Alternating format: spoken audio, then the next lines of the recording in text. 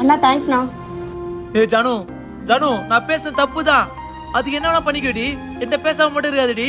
என்னால எதுவுமே பண்ண முடியடி. எங்க அம்மா மேல சத்தியமா அந்த வார்த்தை இனிமேல் பேச முடியடி. நீ போய் சொன்ன அதான் அப்படி பேசினேன். ஏய் ஏண்டி அமைதியா இருக்க? ஏண்டி அமைதியா இருந்து என்ன கொல்ற? இது என்ன பொண்ணுங்க டெக்னிக்கா? இது மாதிரி பண்ணா பசங்க நொந்து போயிடுவாங்கடி. என்ன திட்டிக்கோ அடிச்சிக்கோ, ஆனா பேசாம மட்டும் இருக்காத. இந்த பார், ரோட்ல எல்லாம் அசிங்கப்படுத்தாத. நீ என்ன கெஞ்சினாலும் அவங்க பேசவே மாட்டேன்.